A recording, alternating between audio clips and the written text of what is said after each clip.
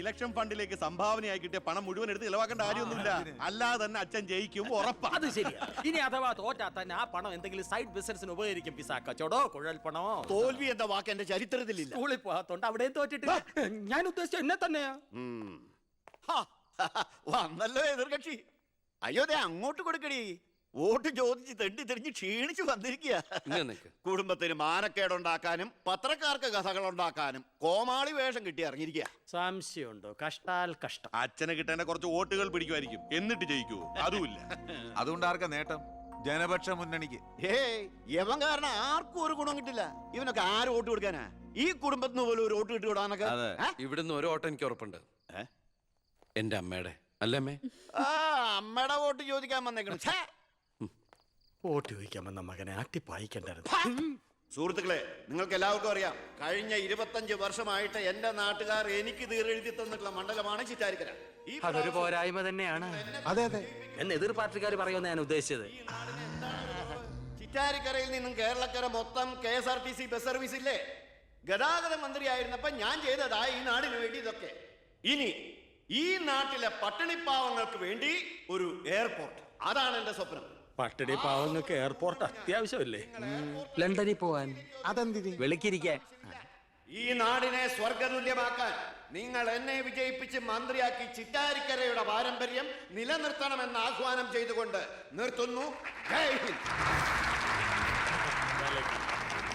അടുത്തതായി 2 പ്രമുഖ മുന്നണി സ്ഥാനാർത്ഥികൾക്കെതിരെ സ്വതന്ത്രനായി മത്സരിക്കുന്ന ബി കൃഷ്ണകുമാറിന് എന്താണ് പറയാനുള്ളത് നമുക്ക് നോക്കാം. സ്വന്തം അച്ഛനെതിരെ മത്സരിക്കുന്നതാണോ ഇല്ലടൂ?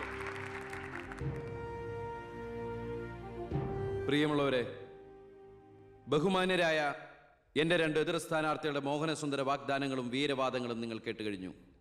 നടക്കാത്ത വാഗ്ദാനങ്ങൾ നൽകി നിങ്ങളെ വഞ്ചിക്കാൻ ഞാൻ തയ്യാറല്ല. പക്ഷേ ഒരു കാര്യം നിങ്ങളെ അറിയിക്കാൻ ഞാൻ ഈ അവസരം ഉപയോഗിക്കുകയാണ്. ശക്തമായ 2 മുന്നണികൾക്കെതിരെ മത്സരിക്കുന്ന ഒരു സ്വതന്ത്ര സ്ഥാനാർത്ഥിയാണ് ഞാൻ. വിജയസാധ്യത വളരെ കുറവായി എനിക്ക് ഇവിടുത്തെ പല പ്രമുഖ വ്യവസായികളും പ്രമാണിമാരും കുറച്ച് പാരിതോഷികങ്ങൾ തന്നിട്ടുണ്ട്.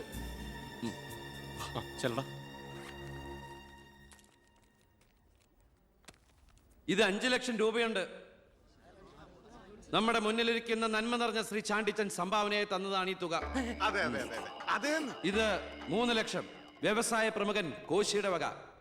ഇത് 2 ലക്ഷം അബ്കാരി നമ്പീശന്റെ വക. ഇത് 1 ലക്ഷം കോൺട്രാക്ടർ സരസന്റെ വക. വിജയ സാധ്യത ഒട്ടുമില്ലാത്ത എനിക്ക് ഇത്രയൊക്കെ കിട്ടിയിട്ടുണ്ടെങ്കിൽ വിജയത്തിന്റെ തൊട്ടടുത്ത് നിൽക്കുന്ന എന്റെ എതിർ സ്ഥാനാർത്ഥികൾക്ക് എത്രയൊക്കെ കിട്ടി കാണും. ഈ ചിറ്റാരിക്കരയുടെ അഭിമാനമായ സന്മനസ്സുള്ള ചാണ്ടിച്ചൻ പറയണം, താങ്കൾ എത്ര രൂപ സംഭാവനയായിട്ട് കൊടുത്തു എന്ന്. ആ നല്ല മനസ്സ് ജനങ്ങളൊക്കെ ഒന്ന് അറിയട്ടെ എന്ന്. ജനാർദ്ദനം പിള്ളക്ക് 10 ലക്ഷം, മേനോൻ സാറിന് 20 ലക്ഷം അല്ലേ? സത്യമാണ്, നുണ പറയല്ല. പണം പിടിച്ചു. Thank you Chandichan. കർത്താവ് തരുന്നു, ഞാനത് കൈനീട്ടി വാങ്ങിക്കുന്നു. എങ്ങനെയുണ്ട്? ടിവിയിൽ വരുക. കേട്ടല്ലോ, ഇതുപോലെ എത്ര ലക്ഷങ്ങൾ ഇവരുടെ കൈകളിൽ എത്തിക്കാണും. അതിവിടെ വെളിപ്പെടുത്താൻ ഈ സ്ഥാനാർത്ഥികൾ തയ്യാറാണോ?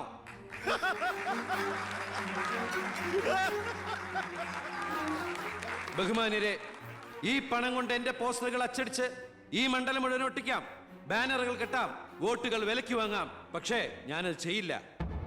25 കൊല്ലമായിട്ട് നിങ്ങൾ ജയിപ്പിച്ചു വിടുന്ന ശ്രീ ബാലഗംഗാധര മേനോന്റെ മണ്ഡലത്തിലെ ജനറൽ ഹോസ്പിറ്റലിൽ ഒരു ആംബുലൻസ് ഉണ്ടോ? അത്യാവശ്യ സൗകര്യങ്ങളുണ്ടോ? പ്രിയമുള്ളവരെ, ചാണ്ടിച്ചൻ നന്ദി 5 ലക്ഷം രൂപ ഇവിടുത്തെ ജനറൽ ഹോസ്പിറ്റലിന് ആംബുലൻസിനും മറ്റുള്ള സൗകര്യങ്ങൾക്കും വേണ്ടി ചാണ്ടിച്ചന്റെ പേരിൽ ഞാനിത് ഇന്ത്യ വിഷൻ ഏൽപ്പിച്ചുകൊള്ളുന്നു. ഞാൻ സമ്മതിക്കൂല. സുഹൃത്തുക്കളെ, ബാക്കിയുള്ള ഈ തുക പാവപ്പെട്ട കുട്ടികളുടെ പഠിപ്പിനും ഭക്ഷണത്തിനും അതുപോലെ ആരോരുമില്ലാത്ത വൃദ്ധജനങ്ങളുടെ സൗജന്യ ചികിത്സയ്ക്കുമായി ഈ തുക തന്ന ആളുകളുടെ പേരിൽ തന്നെ ഞാനിത് ഇന്ത്യ വിഷന് കൈമാറുന്നു. ജയ് ഹിന്ദ്.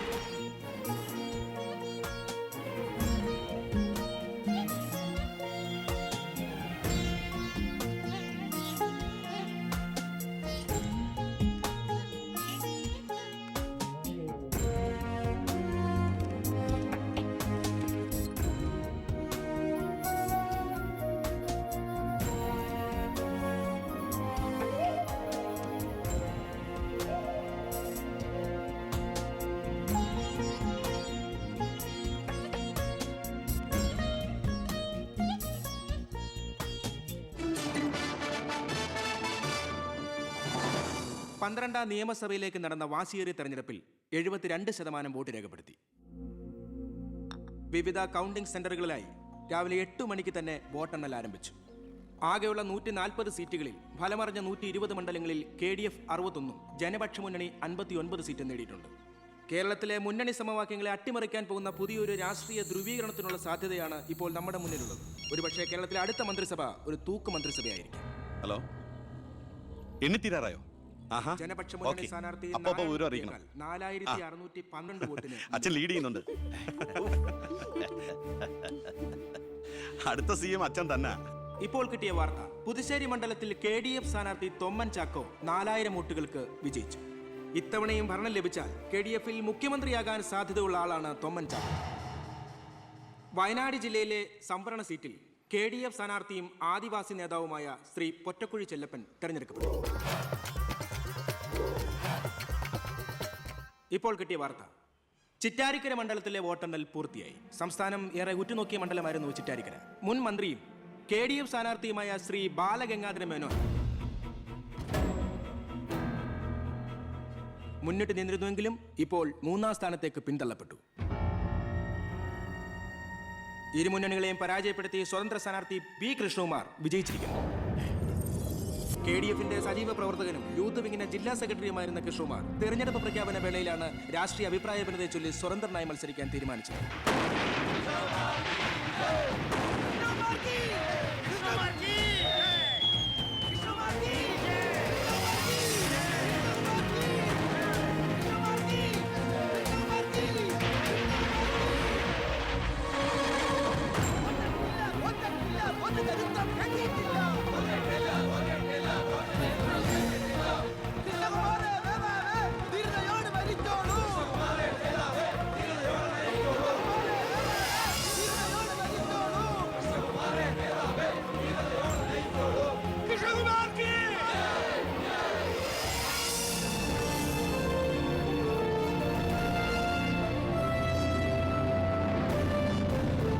നമസ്കാരം. പ്രധാന വാർത്തകൾ.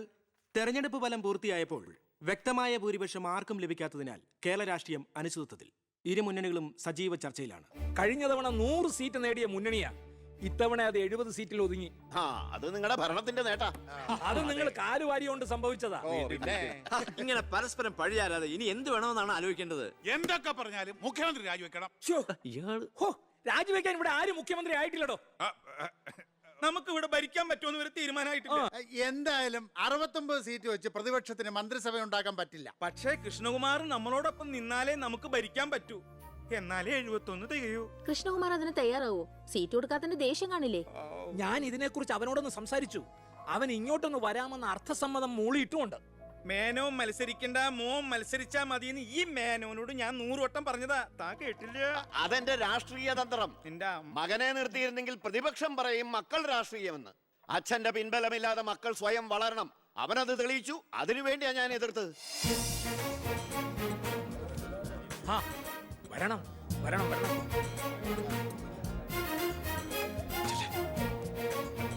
മിടുക്കൻ മിടുക്കൻ.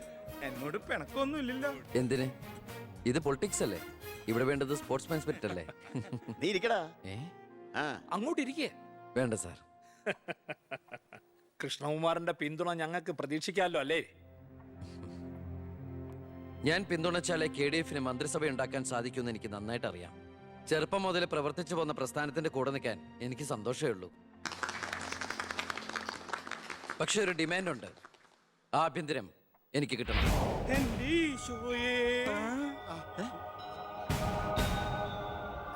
ഞാൻ ആ കാര്യം പറയാനിരിക്കായിരുന്നു. Home minister ആകാനോ? അത് നടപ്പില്ല. മന്ത്രി ആകണമെങ്കിലേ വകുപ്പിനെ കുറിച്ച് അറിയണം, പ്രവൃത്തി വരികയോ വേണം. ആരതൊക്കെ പഠിച്ചിട്ട് ഇവിടെ മന്ത്രിയാണത്? ദിവാരേട്ടൻ ഗതാഗത മന്ത്രിയായിട്ട് ഇരുന്നിട്ടില്ലേ? പണ്ടങ്ങോ ബസ്സിൽ കയറിയതാണോ പ്രവൃത്തി പരിചയം? വണ്ടി ഓടിക്കാൻ അറിയോ ദിവാരേട്ടന്? വേണ്ട. ആക്സിലേറ്റർ ക്ലച്ചും ബ്രേക്കും തിരിച്ചറിയോ? ഇല്ല. ഇതായിരിക്കണേ കിഴിപ്പുള്ളി സാറ്. പണ്ട് വിദ്യുച്ഛക്തി വകുപ്പ് കൈകാര്യം ചെയ്തിരുന്ന ആളല്ലേ? ഒന്ന് ചോദിച്ചോട്ടെ, ഈ വിദ്യുച്ഛക്തി എങ്ങനെ ഉണ്ടാക്കുന്നേ? അത് വെള്ളത്തിന്ന് ആണോ? പിന്നെന്താ വെള്ളത്തിൽ തൊട്ട ഷോക്ക് അടിക്കാത്ത? പറയാൻ അതൊക്കെ എന്തിനാ നമ്മൾ അറിയുന്നേ? സ്വിച്ച് ഇട്ടാ കറണ്ട് വരുന്നുണ്ടോ? അത് മാത്രം അറിഞ്ഞാ മതി. അതറിയില്ല. യവൻ പറയുന്നതിലും കാര്യമുണ്ടെന്നേ. പിന്നെന്താ ഷോക്ക് അടിക്കാത്ത? നമ്മളെന്തിനാ വല്ലവന്റെയും കാര്യം ആലോചിച്ച് തല ഉണ്ടാക്കുന്നേ? ഏതൊരു ജോലിക്കുണ്ട് യോഗ്യത ടെസ്റ്റ്. സത്യത്തിൽ മന്ത്രിയാകാനും വേണം ഒരു പരീക്ഷ. ഈ IAS IPS ഒക്കെ പോലെ IIPS, Indian institute of political science, അത് പഠിക്കണം. അല്ലെങ്കിൽ വേണ്ട. മിനിമം യോഗ്യത 10ാം ക്ലാസ് പാസ്സാവണമെന്ന് പറഞ്ഞാ ഇവിടെ ഇരിക്കുന്ന പലരും ഓടിപ്പോണ്ടി വരും. ഈ തെരഞ്ഞെടുപ്പ് എന്ന് പറയണത് തന്നെ ഒരു പരീക്ഷയാ. ആ പരീക്ഷ പാസ്സായവർക്ക് മാത്രമേ മന്ത്രിയാവാൻ പറ്റൂ. അതൊരു പരീക്ഷയല്ല സാറേ, പരീക്ഷണമാണ്. ഇവനെങ്കിലും ശരിയാവോ എന്നുള്ള ജനങ്ങളുടെ പരീക്ഷണം.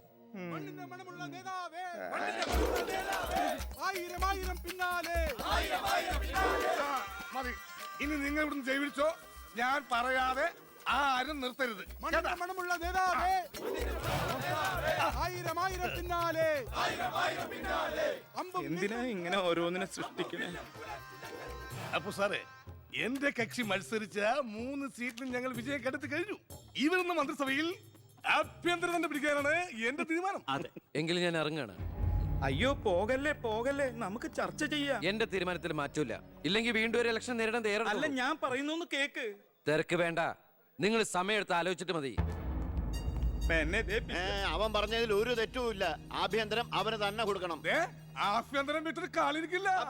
അഭ്യന്തരം എന്ന് പറയാൻ തനിക്ക് എന്ത് യോഗ്യതയാണോ ഉള്ളത്? മന്ത്രിസഭ ഉണ്ടാക്കാൻ അവൻ വേണം. കൃഷ്ണകുമാർ തനിക്കറിയോ? എന്നെ ഒന്നുകൂടെ വന്നേ. അവൻ പണങ്ങി പോയതാണോ? കാര്യം കാണാൻ കഴുതക്കാരും പിടിക്കണം. ഞാൻ ആരുടെ കാല് പിടിക്കണം പറഞ്ഞേ? തന്റെ കാല് പിടിക്കണോ? തന്റെ മോന്റെ കാല് പിടിക്കണോ? ഞാൻ ആരുടെയും പിടിക്കാൻ തയ്യാറാ. ഒന്നുകൂടെ ആലോചിച്ചിട്ട് പോരെ പക്വതയില്ലാത്ത ഒരുത്തന്റെ കയ്യിൽ ആഭ്യന്തരം കൊടുക്കാൻ. അവന്റെ പിറകിൽ ഞാനില്ലടോ. അവനെ മുന്നിൽ നിർത്തി ഞാൻ ഭരിക്കും. ആരൊക്കെ എന്തൊക്കെ പറഞ്ഞാലും ആഭ്യന്തരം ഞാൻ വിട്ടു തരില്ല. തനിക്ക് കൈയിട്ട് വരാൻ പറ്റിയ ഒരു വകുപ്പ് തന്നാ പോരെ? തരാം. എങ്കിൽ വനം മതി. നമുക്ക് സാവധാനം വെളുപ്പിച്ചെടുക്കാം. അതിന് യോഗ്യതയിലൊന്നും മാത്രം ആരും പറയരുത്. കാരണം ഞാൻ കാടിന്റെ മകനാണ്. കൃഷ്ണകുമാറായ ഞാൻ നിയമം വഴി സ്ഥാപിതമായ ഭാരതത്തിന്റെ ഭരണഘടനയോട് ഒരു മന്ത്രി എന്ന നിലയിൽ എന്റെ കർത്തവ്യങ്ങൾ വിശ്വസ്തയോടെ മനസാക്ഷിയെ മുൻനിർത്തി നിർവഹിക്കുമെന്നും ബി കൃഷ്ണകുമാർ ആഭ്യന്തരമന്ത്രിയായി സത്യപ്രതിജ്ഞ ചെയ്ത് അധികാരമേറ്റു. ഗവർണർ നരേന്ദ്ര ഷെറാവത്ത് സത്യവാചകം ചൊല്ലിക്കൊടുത്തു. തൊമ്മൻ ചാക്കോ മന്ത്രിസഭയിലെ ഏറ്റവും പ്രായം കുറഞ്ഞ മന്ത്രിയാണ് ബി കൃഷ്ണകുമാർ.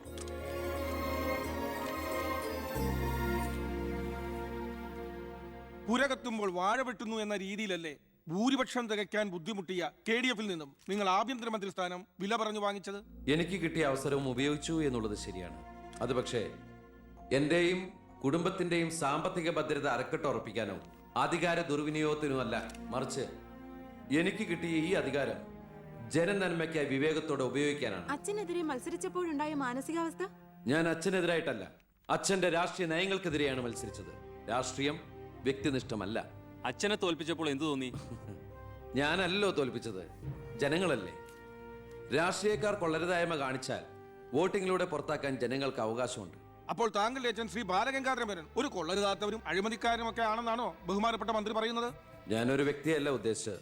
അച്ഛൻ കുറ്റവിമുക്തനാണെന്ന് തെളിയിക്കപ്പെട്ട താങ്കൾ ഈ മന്ത്രിസ്ഥാനം ഒഴിഞ്ഞ് അദ്ദേഹത്തിന് വീണ്ടും ഒരു അവസരം നൽകുമോ? അച്ഛൻ നിരപരാധിയാണെന്ന് തെളിഞ്ഞാൽ, പാർട്ടി ആവശ്യപ്പെട്ടാൽ എന്റെ മന്ത്രി പദവിയും MLA സ്ഥാനവും ഉപേക്ഷിക്കാൻ ഞാൻ തയ്യാറാണ്. കുറച്ച് സമയം, ഒരുപാട് കാര്യങ്ങൾ. അപ്പോ നമുക്ക് വീണ്ടും കാണാം.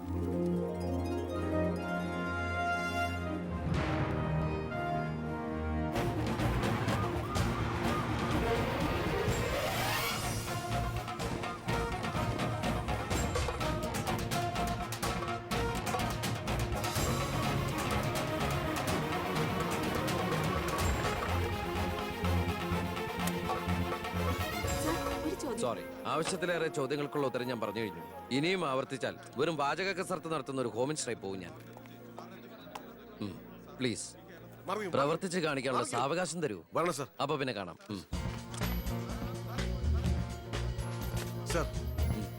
സാർ പറഞ്ഞില്ലേ കറപ്ഷൻ ഇല്ലാത്ത officers? DYSP Anantharaghavan, SI Prathap Varma. Sir please come. നമസ്കാരം sir. Excuse me sir. Sir, ഈ മന്ത്രിസഭ കാലാവധി പൂർത്തിയാക്കൂ. ക്യാബിനറ്റ് മീറ്റിംഗ് കഴിഞ്ഞിട്ട് പറയാം. 5 കൊല്ലം ഞാൻ ഇവിടെ ഉണ്ട്. മീറ്റിംഗ് കഴിഞ്ഞിട്ട് പറയാം. മീറ്റിംഗ് കഴിഞ്ഞിട്ട് പറയാന്ന് പറഞ്ഞില്ലേ? എന്റെ പേഴ്സണൽ പ്രൊട്ടക്ഷൻ വിങ് എന്ന പേരിൽ സാറും സാറിന്റെ ഗ്രൂപ്പും എന്നോടൊപ്പം ഉണ്ടാവണം സർ. അത് പക്ഷെ എന്നെ പ്രൊട്ടക്ട് ചെയ്യാൻ വേണ്ടിയിട്ടല്ല, ഈ നാടിനെ പ്രൊട്ടക്ട് ചെയ്യാൻ എനിക്ക് നിങ്ങൾ ആവശ്യമാണ്. എന്നെക്കാൾ ഉയർന്ന റാങ്കുള്ള എനിക്ക് കമ്മ്യൂണിക്കേറ്റ് ചെയ്യാൻ എളുപ്പം സാറുമായിട്ട്. പണ്ട് ലാത്തി ചാർജുകൾക്കിടയിൽ സാർ പലവട്ടം എന്നെ ലാത്തിയുമായിട്ട് പരിചയപ്പെട്ടിട്ടില്ലേ സാർ? അതല്ല സർ. പിന്നെന്താ സാർ? ഒരു റിക്വസ്റ്റ് ഉണ്ട്. യെസ്. സാർ ഇനി എന്നെ സാറേന്ന് വിളിക്കരുത്. ഒരു മന്ത്രിയായെന്ന് കരുതി പെട്ടെന്ന് അപ്പനെ കയറി അവസരപ്പെട്ടാന്ന് വിളിക്കാൻ പറ്റുമോ? ഞാൻ സാറേ എന്ന് വിളിച്ച് ശീലിച്ചു പോയി. നാവ് അങ്ങനെ വഴങ്ങും സാറേ. ഗുഡ് മോർണിംഗ് ആ അയ്യർ സാർ, ഇവരുടെ പുതിയ പോസ്റ്റിംഗിന്റെ കാര്യം ഞാൻ DG-യോട് ഇൻഫോം ചെയ്തിട്ടുണ്ട്. Please take necessary steps. Okay sir. Okay. Sure sir. Hello, ഞാൻ പൗത്രനാ. നിന്റെ സത്യപ്രതിജ്ഞ ഞാൻ TV-യിൽ കണ്ടു. ഒരു യുവാവ് ഹോം മിനിസ്റ്ററായിട്ട് നീ ശരിക്കും ഷൈൻ ചെയ്ത് കേട്ടോ. ആരുടെയെങ്കിലും മുമ്പിൽ ഷൈൻ ചെയ്യണമെന്ന ഉദ്ദേശത്തോടെയല്ല ഞാൻ മന്ത്രിയായത്. ആ പിന്നെ ഞാൻ നിന്റെ പെങ്ങടെ പേരിൽ ഒരു എസ്റ്റേറ്റ് വാങ്ങിയില്ലായിരുന്നോ? ആ ഇവിടെ ഇപ്പൊ തേങ്ങയിടിയിൽ നടക്കുക. ഈ ഏരിയയിൽ കള്ളന്മാരുടെ ഭയങ്കര ശല്യമെന്നാണ് നാട്ടുകാർ പറയുന്നത്. നീ ഒരു 10-20 പോലീസുകാരെ ഇങ്ങോട്ട് ഏർപ്പാടാക്കണം. അവരെ നിക്കട്ടെന്ന് കാവലിന്. അളിയന്റെ തേങ്ങയ്ക്ക് പ്രൊട്ടക്ഷൻ തരാനുള്ളതല്ല കേരള പോലീസ്. അവർക്ക് വേറെ ജോലിയുണ്ട്. മിസ്റ്റർ പൗത്രന് വേറെ എന്തെങ്കിലും പറയാനുണ്ടോ?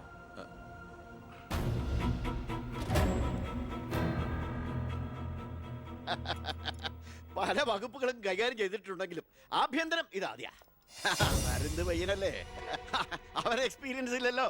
അതുകൊണ്ട് ഭരണമൊക്കെ ഞാൻ തന്നെയാ. ആയിക്കോട്ടെ, വിളിയോട് വിളി. അത് പിന്നെ വിളിക്കാതിരിക്കൂ. സാറിന്റെ ലഗ്നം അപാരം. ഇനി അങ്ങോട്ട് ശുക്രദേശയാ. തട്ട് ചെണ്ടയ്ക്കും തുട്ടുപാരാർക്കും. അങ്ങനെ ഞാൻ ഉദ്ദേശിച്ചത് മന്ത്രിയായതിന്റെ ചെണ്ടോട്ടും ആഘോഷവും. ഇരിക്കേ, അച്ഛാ ഒരു മിനിറ്റ്. അനുഗ്രഹം മേടിക്കാനായിരിക്കും. ആയിക്കോട്ടെ ആയിക്കോട്ടെ. അച്ഛൻ അവിടെ ഇരിക്കേ. ഇത് മന്ത്രിയുടെ കസേരയല്ലേ? ഇവിടെ ഇരിക്കേണ്ട ഞാൻ ഇവിടെ ഇരുന്നില്ലെങ്കിൽ അവിടെ പട്ടി കയറി ഇരുന്ന് ഇറങ്ങി. ഞാൻ ഉദ്ദേശിച്ചത് ഒരു ബനാന ടോക്കാണ്. പഴഞ്ചൊല്ല് ഷോ കയ്യിൽ നിന്ന് പോയി ഉണ്ടായിരുന്നു. അച്ഛൻ ഒരുപാട് കൊല്ലായിട്ട് ഈ നാടിനു വേണ്ടി കഷ്ടപ്പെടുന്നതല്ലേ? ഇനി കുറച്ചു കാലം റെസ്റ്റ് എടുക്ക്. നമുക്ക് ആരോഗ്യമൊക്കെ നോക്കണ്ടേ? അതെ അതെ, മകൻ ഇവിടെ ഹോം മിനിസ്റ്റർ ആകട്ടെ, അച്ഛൻ ഇനി കുറച്ച് നാള് ഹോമിലെ മിനിസ്റ്റർ ആകട്ടെ. വേണ്ടല്ലേ? ആ അമ്മേ, ഞാൻ ഓഫീസിൽ എത്തിയുള്ളൂ. പിന്നെ അച്ഛൻ അങ്ങോട്ട് വരുന്നുണ്ട്. ആ കുറച്ചു കാലം അവിടെ കാണും.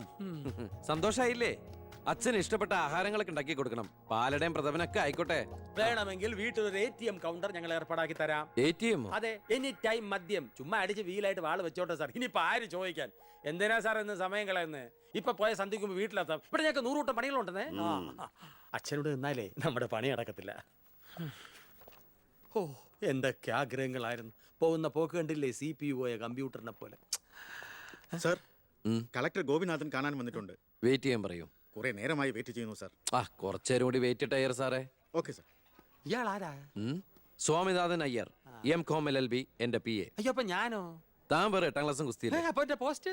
എടോ, നിന്ന നിൽപ്പിൽ മറുകണ്ഠം ചാടിയ തന്നെ ഞാൻ എങ്ങനെ വിശ്വസിക്കാനാ? ഇനി തിരികെ അങ്ങോട്ട് അവിടെ വിശ്വസിക്കില്ല. അതെന്റെ കുറ്റമല്ല. അപ്പൊ ഞാൻ എന്ത്? ആ താനെന്തെങ്കിലും ചെയ്യും. അയ്യോ,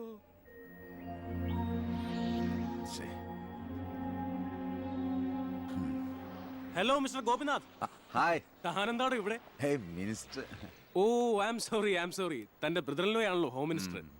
എടോ, താൻ ഇവിടെ കളക്ടറായിട്ട് 3 വർഷം തയ്യാറായില്ലേ? ദൂരത്തേക്ക് ഒരു ട്രാൻസ്ഫർ വരും മുമ്പ് ഇവിടെ തന്നെ ട്രൈ ചെയ്തൂടെ ഹോം സെക്രട്ടറി ആയിട്ട്? സത്യത്തിൽ ഞാൻ അതിനുവേണ്ടി തന്നെ വന്നത്. പക്ഷെ അളിയനകത്ത് ഭയങ്കര തിരക്ക്. Anyway okay then, best of luck. Thank you. കഷ്ടം. മണിക്കൂർ 2 ഞാൻ കാത്തു നിൽക്കുന്നേ. എന്തൊരു തിരക്കായിരുന്നളിയാ. കേറിയപ്പോ തന്നെ ഇങ്ങനെ അളിയെ ഫയലിലേ ഒരു അളിയനും അച്ചമ്മയ്ക്കും വീട്ടില്. ഇത് ഹോം മിനിസ്റ്ററുടെ ഓഫീസാണ്. Call me sir. അങ്ങനെ വിളിക്കണമെന്ന് ഞാൻ പറയില്ല സർ. എന്തായാലും വിളിച്ചു പോയില്ലേ, ശീലായിക്കോട്ടെ. കണ്ടിന്യൂ ചെയ്തോളൂ. Anything official? No sir. Official meeting with the collector scheduled at tomorrow 10:30 AM. Okay, so see you tomorrow. Sir. സാറിന്റെ അമ്മായച്ചനല്ല ഇപ്പൊ മന്ത്രി, അളിയനാ. അളിയനാള് സ്ട്രെയിറ്റാ, വെള്ളച്ചിലൊന്നും നടക്കുകയല്ല. എനിക്കിട്ടും കിട്ടി തട്ട്. വിട്ടോ എന്തൊരു സ്ട്രിക്റ്റ്.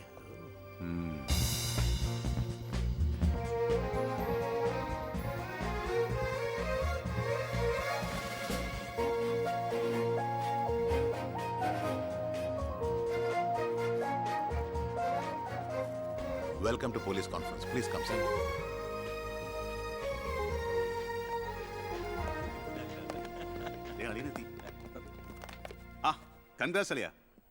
മിസ്റ്റർ DGP, നിങ്ങളുടെ പോലീസ് ഓഫീസേഴ്സ് ഹോം മിനിസ്റ്ററെ കാണുമ്പോൾ എങ്ങനെയാണ് ബിഹേവ് ചെയ്യുന്നത്? Mister Harshan, don't you know as per protocol you have to salute your superiors? Salute the home minister. Sir. That's it. Keep it up.